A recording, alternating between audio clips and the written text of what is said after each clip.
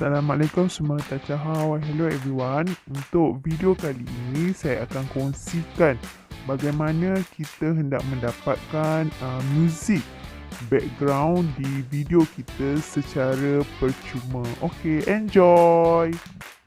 Untuk langkah pertama, kita buka Google Chrome ataupun Internet Explorer. Langkah kedua, pada search engine, type www.bensound.com. Setelah menaip alamat URL www.bensound.com, akan keluar paparan seperti ini. Royalty Free Music by Bensound.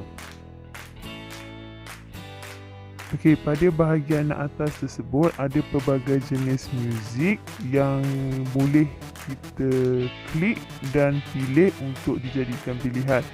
Antaranya cinematic, urban, pop, jazz dan sebagainya. Jadi kita boleh klik pada item yang tertera untuk memilih muzik yang diminati. Okey, sebagai contoh saya klik cinematic. Once bila kita dah klik, dia akan menjadi warna hijau. So di situ kita boleh pilih background music cinematic.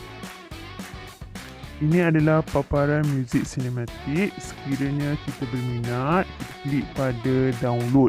Di situ pelbagai jenis muzik sinematik telah disediakan oleh Bensound. Langkah seterusnya, bila kita dah pilih mana yang lagu kita minat, dia akan keluar paparan seperti ini, download or purchase. So kita pilih download. Klik download dan kita akan lihat setelah kita klik download, lagu akan download dalam device seperti paparan yang ditunjukkan. Lagu tersebut telah berjaya di-download. Sekiranya di komputer pada download, sekiranya di handphone ada pada fail bahagian audio atau muzik, bergantung kepada handphone masing-masing.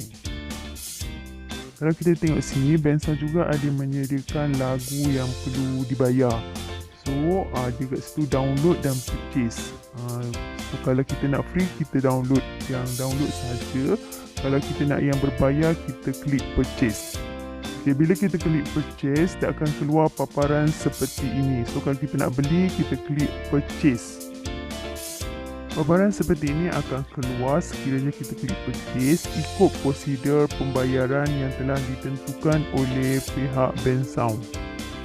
Banyak pilihan lagu yang diberikan secara percuma oleh Bensound. Sebagai kredit, letakkan alamat URL Bensound dalam description video kita.